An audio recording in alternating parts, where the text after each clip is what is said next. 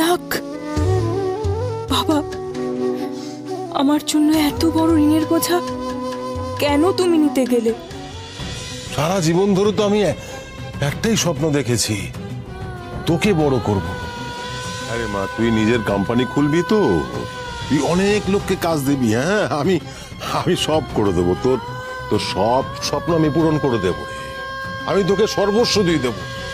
আমি আরো কয়েকটা টেস্ট রেকমেন্ড করব, তো রিপোর্টগুলো এলে তারপর বলতে পারবো যে অ্যাঞ্জিওপ্লাস্টি হবে নাকি বাইপাস সার্জারি করতে হবে। ব্যাংকে এতগুলো টাকার লোন, এরপর বাবাকে যদি বাইপাস সার্জারি করাতে হয়, কোথা থেকে পাবো এত টাকা? যেভাবেই হোক টাকা আমাকে জোগাড় করতেই হবে। বাবাকে আমি ঠিক ভালো করে তুলবই।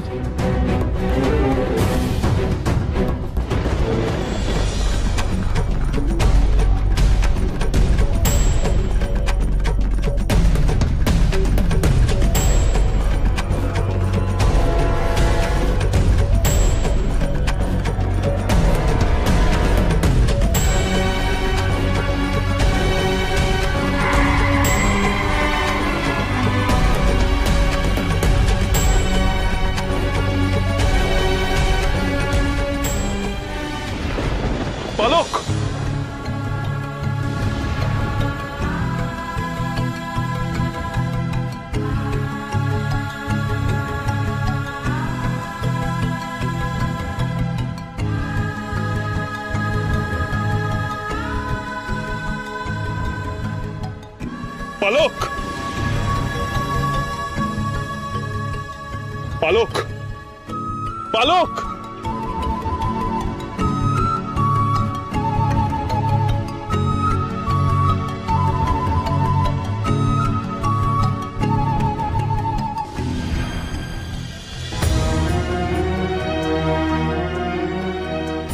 পালক,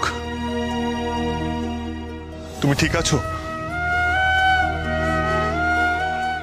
হ্যাঁ, আসলে মাথাটা একটু ঘুরে গিয়েছিল, এখন ঠিক আছি আমি। ঠিক আছো? পালক, তুমি রাস্তার মাঝখানে চলে এসেছিলে, আমার জায়গায় অন্য কোনো গাড়ি চলে এলে। ভাগ্যিস রিজু আমাকে ফোন করে বলল তুমি একা আছো। আপনারা কিন্তু শুধু শুধু আমার জন্য এত ভাবছেন। এক্স্যাক্টলি, আমি তোমার জন্য শুধু শুধু ভাবছি, কারণ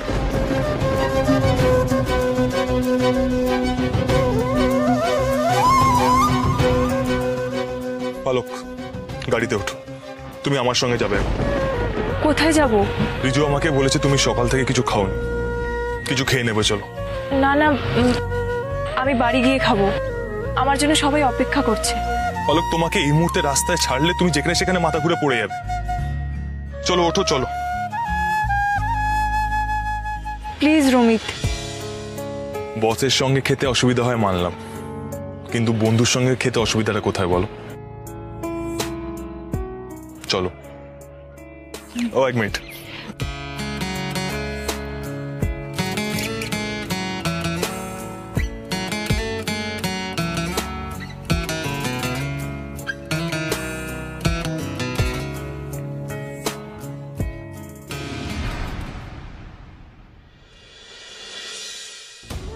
রাঘবায় নমঃ। আমার কতদিনের স্বাদ ম্যাডামের প্রাসাদে ঢুকবো, আজকে সেই স্বাদ পূর্ণ হলো। আমার মতো একটা লুচ্চা এই ম্যাডামের প্রাসাদের অন্দরমহলে বসে দামি মদ খাচ্ছে। স্যার, বলছিলাম আমার হাতে একটু চিমটি কেটে দেখবেন আমি বেঁচে আছি কিনা। বাজে কথা না বলে তাড়াতাড়ি খেয়ে নাও, দামি মদ উবে যাবে। ও মাথায় নাকি?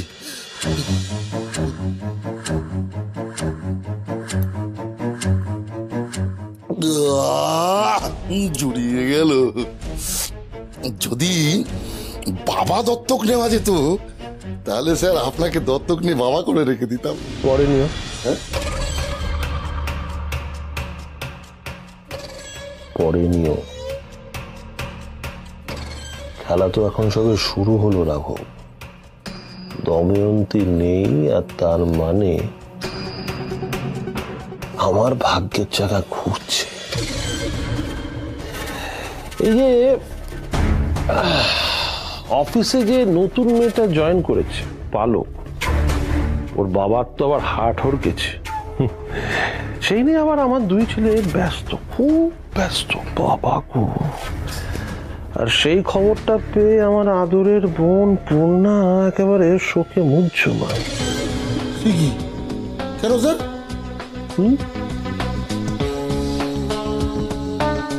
আসলে ওই মেয়েটার বাবা হচ্ছে পূর্ণার ব্যথা।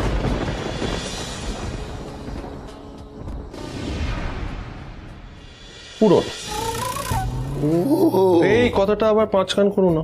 না না স্যার, এক কানেই থাকবে। আমার অন্য কানটা আবার মাঝে মাঝে সময় মতো কাজ করে না। আর একটু নেবো স্যার? নাও, তবে কথায় আছে জানো তো, কার পেটে আবার কি বেশ সহ্য হয় না। এই তো আপনার ওই বড় কাতলা মাছটার খবর কি? রিজু, হ্যাঁ, চার ফেলেছি, এখন ছিপ ফেলে বসে আছি বসছিতে কাঁথার অপেক্ষায়। আর একবার যদি কেঁথে যায়, ওকে আদরে ভালোবাসায় এমন সর্বনাশ করব যে আমার কথায় উঠবে আর বসবে, আর দময়ন্তী এসে দেখবে খেলা একেবারে ঘুরে গেছে।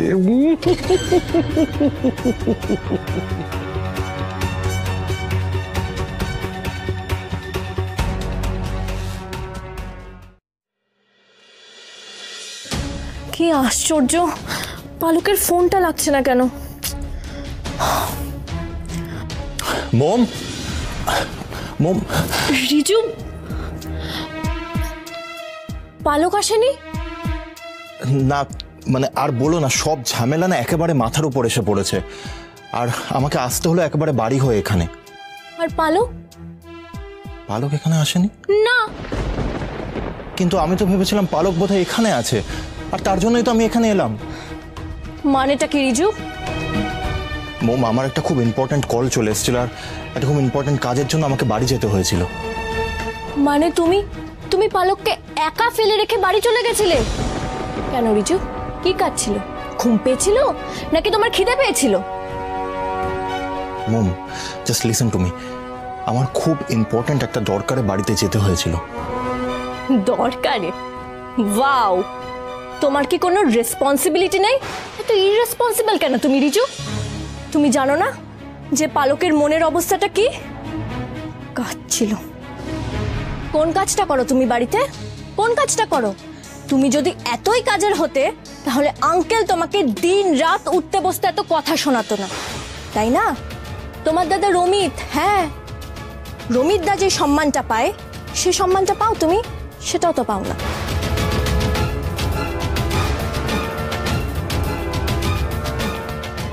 মোম, আমার কথাটা তো শোনো একবার। কোনো কথা শুনবো না আমি। কি শুনবো? বলার মতন মুখ আছে তোমার? ভরসা করে আমি পালককে তোমার সঙ্গে পাঠিয়েছিলাম, ভেবেছিলাম তুমি ওর যত্ন নেবে, ওকে সাহায্য করবে। আর তুমি, আমি ভাবতেও পারিনি রিজু তুমি ওকে এভাবে একা ফেলে রেখে চলে আসবে। কেন? হ্যাঁ, একবারও ভাবলে না না যে জেঠুর অবস্থাটা কিরকম? ও জেঠুকে একা কি করে বাড়িতে নিয়ে ফিরবে? মোম, আমি আঙ্কেলকে বাড়িতে পৌঁছে দিয়ে এসেছি, পালকও ঠিকভাবে চলে আসবে। আমি দাদাকেও ফোন করে দিয়েছি, দাদা নিজে ওকে গিয়ে নিয়ে আসবে। কি ভেবেছিলে তুমি আসবে আর আমি তোমাকে ওয়েলকাম করব? বাহ, আমার বয়ফ্রেন্ডটা এত ভালো কাজ করেছে। ইনফ্যাক্ট তুমি তো আমার কাছ থেকে একটা ট্রিট পাও, ইজন্ট ইট? দাঁড়াও দাঁড়াও দাঁড়াও, কি খাবে বলো? কি খাবে বলো? মোম, তুমি তো আমাকে কিছু বলতেই দিচ্ছ না। না বলতে দেব না। কি বলবে তুমি? সাজিয়ে গুছিয়ে তুমি এক গাদা মিথ্যা কথা বলবে, আর আমি সেগুলো তোমাকে বলতে দেব? বিশ্বাস করো রিজু, আমার না মনের অবস্থাটা এতটা ভালো না যে তোমার সেই মিথ্যেগুলো আমি শুনবো। এই প্রথমবার তোমাকে আমি একটা কাজ দিয়েছিলাম, আর সেটাও তুমি করতে পারলে না। বলো তুমি কি জানো তো? তুমি হচ্ছে একটা, হ্যাঁ, সাজানো গোছানো প্লাস্টিকের ফ্লাওয়ার বুকে। যেটা শুধুমাত্র সেই ফ্লাওয়ার ভাসে সাজিয়ে রাখা যায়, কোনো কাজে লাগে না।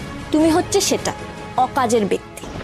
আমি কি তোমার কাছে এতটাই অপদার্থ মম? হ্যাঁ, আমি সেটা নিজের মুখে বলতে চাইনি, তুমি সেটা বলে দিলে, and thank you so much for that.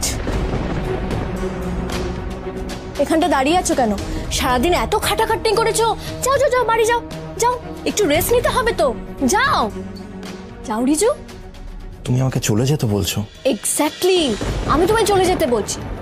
আমার সামনে সঙের মতন দাঁড়িয়ে থাকলে আমার কিন্তু মাথা গরমটা কমবে না, বাড়বে। আর তুমি এটা খুব ভালো করে জানো যে আমার মাথা গরম হলে আমি কিন্তু আউট অফ কন্ট্রোল হয়ে যাই। চলে যাও এখান থেকে। আচ্ছা mom, just listen to. Out of my sight, যাও যাও রিজু, যাও রিজু, যাও রিজু।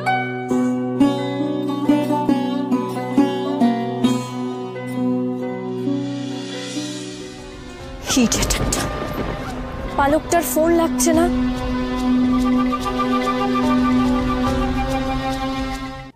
একটা কথা বলবো স্যার, কিছু মনে করবেন না। স্মল মাউথ বিগ টক, মানে ব্রাজিল, আর্জেন্টিনা এরাও কিন্তু বিশ্বকাপে এই খেলায় হারে। হ্যাঁ, তা নিজের গোল পোস্টটা সামলে রেখে তারপরে অন্যের জালে বল ঢোকানোর চেষ্টা করুন।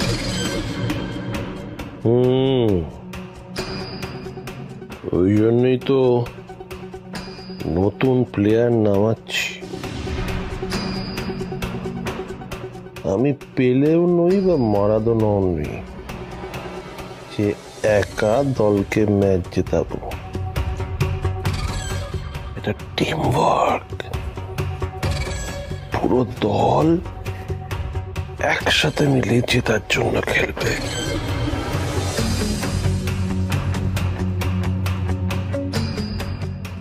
বুঝলে রাঘব, চ্যাম্পিয়ন সেই হয় যে একটা দল হিসেবে খেলে। আপনার নতুন প্লেয়ারটা কে স্যার? কালনাগিনী। ঠিকই, আপনি কি এখন সাপ খোপ নিয়ে মাঠে নামবেন নাকি?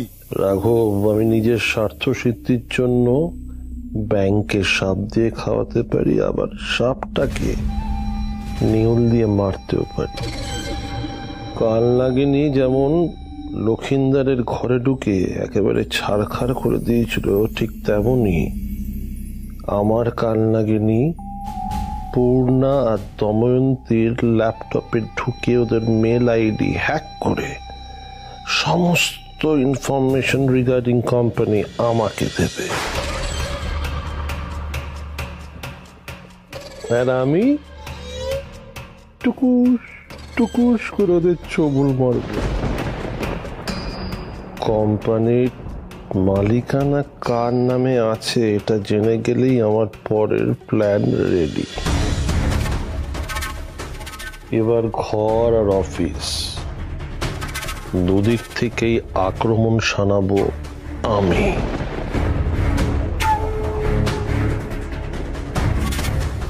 তবে রাখো, তার আগে আমার একটা আস্তানা দরকার, একটা গোপন ডেরা যেখান থেকে আমি পুরো মিশনটা অপারেট করতে পারবো। কারণ এইখানে হলে ব্যাপারটা ঠিক হবে না, তোমার এখানে রেগুলার আসাটা ঠিক হবে না। পূর্ণার চোখে যদি একবার পড়ে যাও, ওটা পূর্ণার চোখ নয়, ওটা পুরো এক্সরে মেশিন। একবার যদি তোমাকে দেখে নেয় না, কাচাক করে ছবিটা তুলে নেবে, একদম সোজা দময়ন্তীকে পাঠিয়ে দেবে। ও আস্তানা, তো ওই নিয়ে আপনি ভাববেন না, আমার অনেক জায়গা আছে, যে কোনো একটা জায়গায় আপনাকে ফিট করে দেবো। তবে একটা ব্যাপারে আপনাকে সাবধান করতে চাই স্যার। ওই যে ওই মেয়েটা ডিপার্টমেন্টাল স্টোরে যে ম্যাডামের সঙ্গে পায়ে পা লাগিয়ে ঝগড়া করেছিল, তারপরে গিয়ে ওই বেবি ফুড ধরলো ওই ফার্ম হাউসে, হ্যাঁ, আর তারপরেই আবার আপনাদের কোম্পানিতে চাকরি দিল। মানে এই তিনটে ব্যাপারই একটা সুতোর মধ্যে গাঁথা বলে মনে হচ্ছে, আর সুতোটা কোনো তৃতীয় ব্যক্তির হাতে ঝুলছে। স্যার, আমি তাহলে আসি। তো যাওয়ার আগে একটা আর কি, জানি সহ্য হবে না, তবু আপনার শুধু কানে দিয়ে দিলাম, রাঘবায় নম।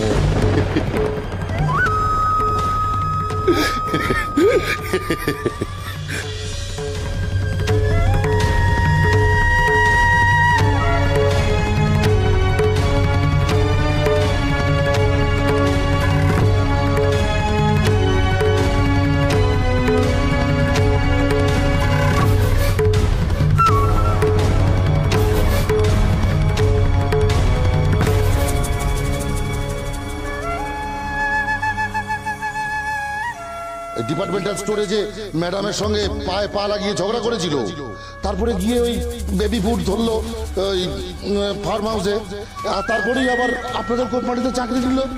মানে এই তিনটে ব্যাপারই একটা সুতোর মধ্যে গাঁথা বলে মনে হচ্ছে, আর সুতোটা কোনো তৃতীয় ব্যক্তির হাতে ঝুলছে। Plan B.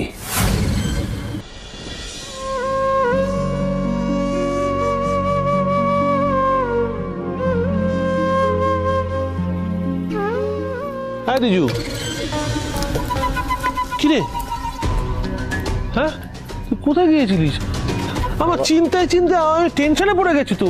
বাবা আমি অ্যাকচুয়ালি আরে ঠিক আছে, সারাদিন খাওয়া হয়নি তো, মুখ দেখেই বুঝতে পারছি আমার সুন্দর ছেলেটার মুখটা একেবারে মানে চুপসে গেছে, আঙুরের মতন টুসটুসে মুখটা চুপসে একেবারে কিসমিস হয়ে গেছে গো। হ্যাঁ, কোথায় গেছিলি বাবা? চিড়িয়াখানায় গেছিলিস নাকি? আমি মোমের বাড়িতে ছিলাম। ও একই ব্যাপার হলো। ঝগড়া করেছিস তো? কি হয়েছে বাবা, কি হয়েছে? তুমি জানো কি হয়েছে? কি বল শুনি। মোম আমাকে পালকের সাথে ডাক্তারের ওখানে পাঠিয়েছিল। আচ্ছা। তখন মা আমাকে ফোন করে বলে যে তুই এক্ষুনি বাড়িতে চলে, একটা আর্জেন্ট কাজ আছে।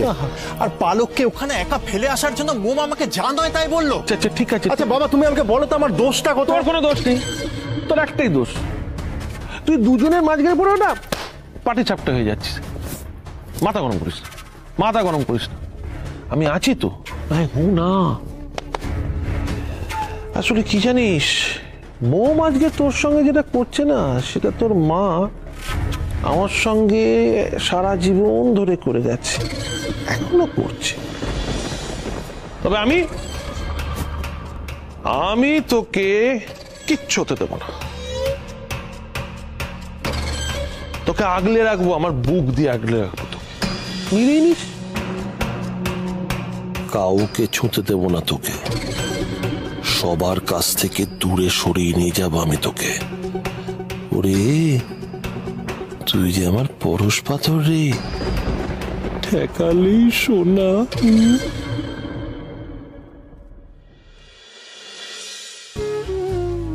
এটা তুই একদম ঠিক করিসনি মোম।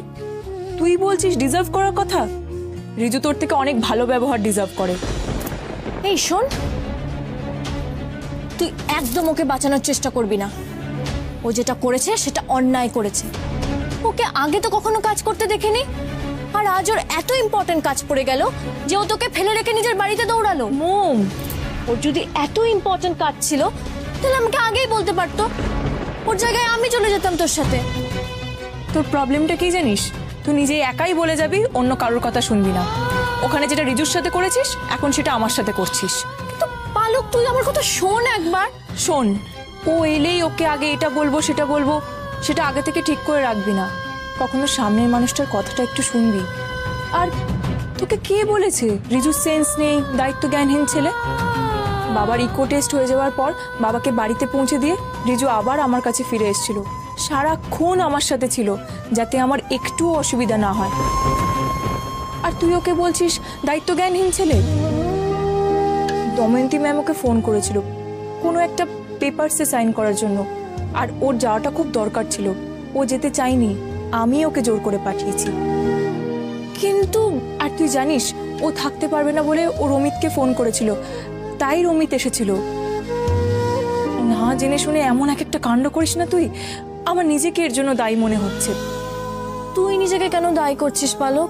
আমার সঙ্গে গিয়েছিল বলেই তো তোদের মধ্যে ঝামেলাটা হলো। প্লিজ পালক, তুই নিজেকে দায়ী করিস না। আচ্ছা ঠিক আছে, আমার রিজুর সঙ্গে দেখা হোক, আমি ওকে সরি বলে দেব। দেখা হলে মানে তোর নিজের থেকে দেখা করার কোনো তাগিদ নেই? বারবার এক জায়গায় আঘাত করলে না সেই জায়গায় ক্ষত তৈরি হয় মোম। ভালোবাসা আঘাত করে না, আহতকে দু হাতে তুলে ধরে তাকে নিরাময় করে। অনেক কিছুই তোকে বলেছিস, একবারের জন্য ওকে জিজ্ঞাসা করেছিস ও খেয়েছে কিনা বা কি করছে? মোম, তোর ভালোবাসা, তোর গর্ব, তোর অহংকার, তাকে সম্মান কর। আর তুই তো খুব লাকি যে রিজুর মতো একজন জীবন সঙ্গী পেয়েছিস। আচ্ছা বাবা, সরি সরি, আরে বাবা সরি সরি সরি, অনেকবার সরি বলেছি। আমার মুশকিলটা কি জানিস তো? কি? তোর ওপর বেশিক্ষণ রাগ করে থাকতেই পারি না। আর আমার মুশকিল কি বলতো? কি? রিজুকে না বকলে না আমার মনেই হয় না ও আমার বয়ফ্রেন্ড, মনে হয় কোন একটা পাশের পাড়ার ছেলে। হে ভগবান, তুই এক্ষুনি রিজুকে ফোন কর। এক্ষুনি? হ্যাঁ এক্ষুনি।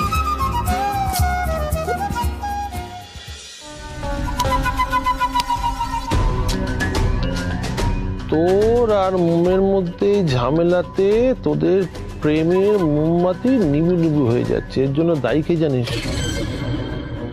তোর মা। মা?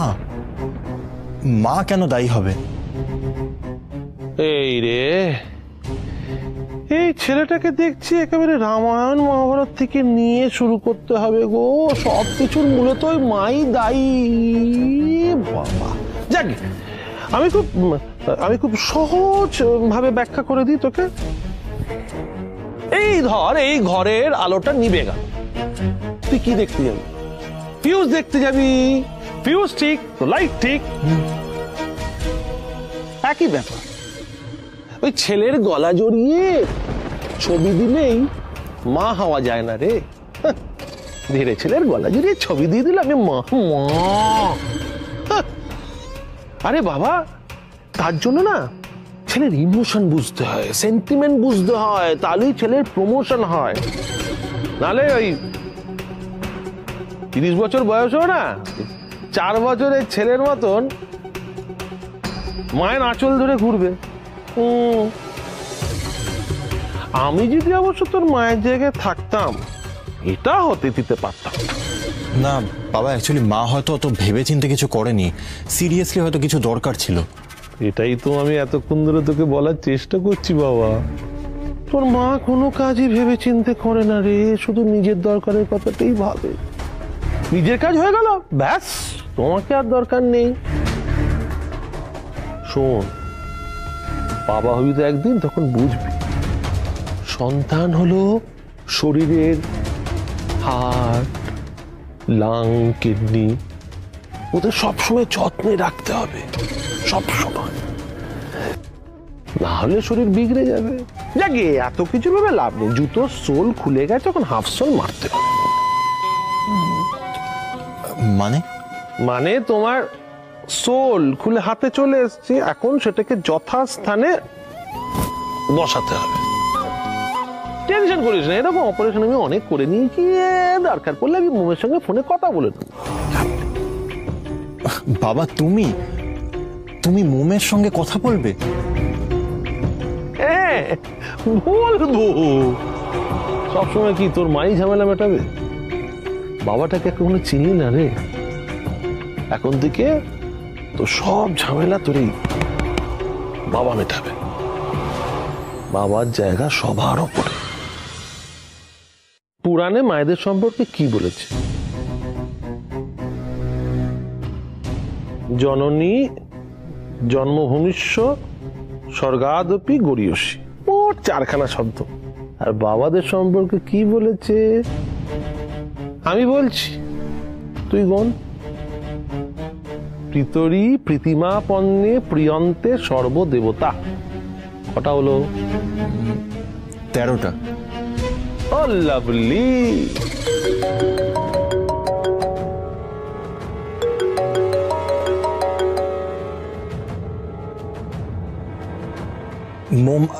মোম আই এম সরি। সরি তো আমি তোমাকে বলবো, পালক আমাকে সবকিছু বলেছে। I am really sorry Riju.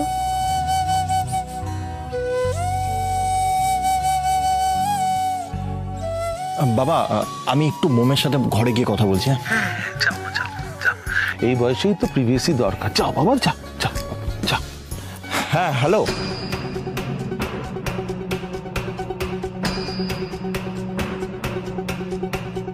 আর একটু হলে 3.5 কিলোর কাতলা মাছটাকে টাক করে ছিপ দিয়ে ধরে ফেলেছিলাম, কিন্তু একটা চিল এসে না ছু মেরে নিয়ে পাক করে চলে গেল। আমার আর মাছের মাথা দিয়ে ডাল খাওয়া হলো না। যাই একটু সেবন করি।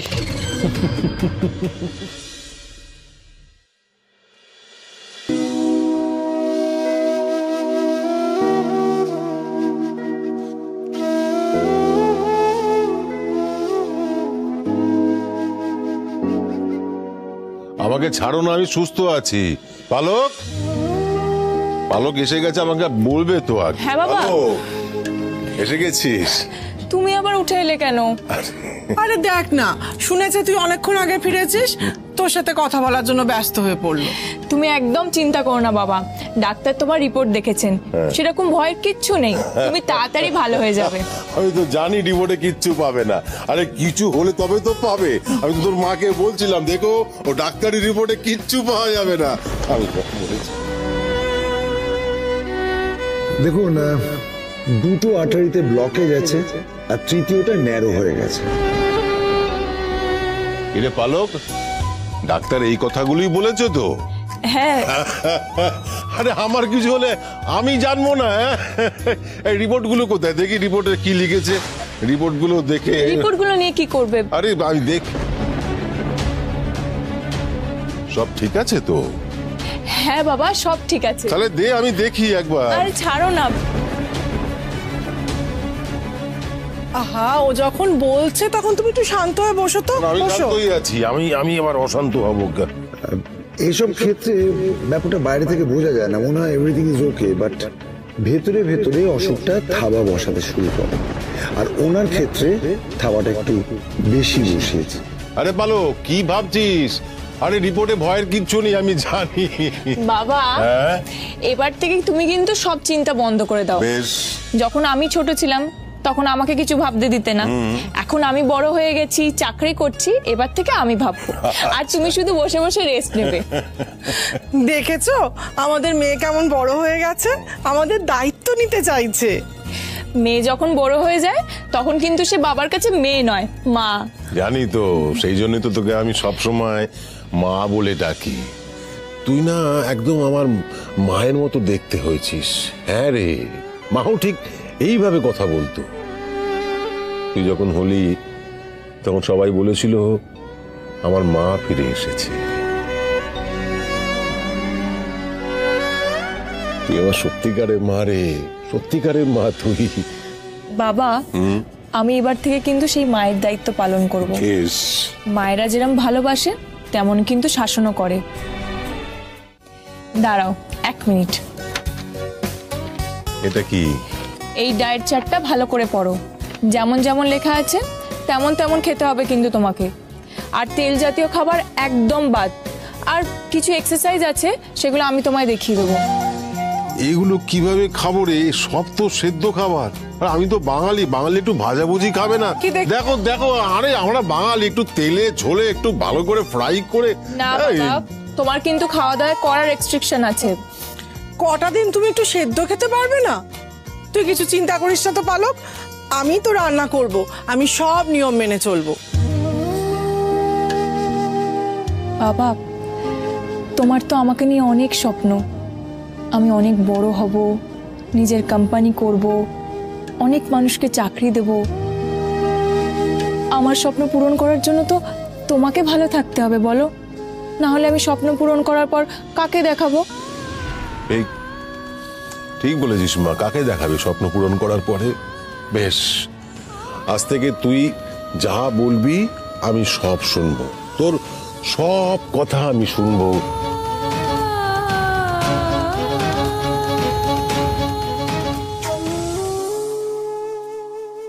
বাবা, আজ থেকে তোমাকে বাঁচানোর লড়াই শুরু হলো আমার।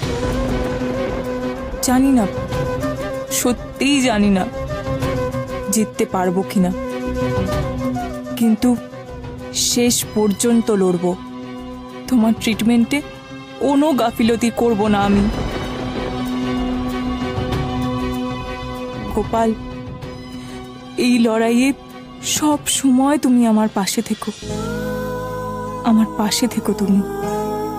এই লড়াই তোর একার নয় মা, এই লড়াই আমারও। যে আঘাতে আসুক না কেন, আমরা একসঙ্গে তার মুখোমুখি হব।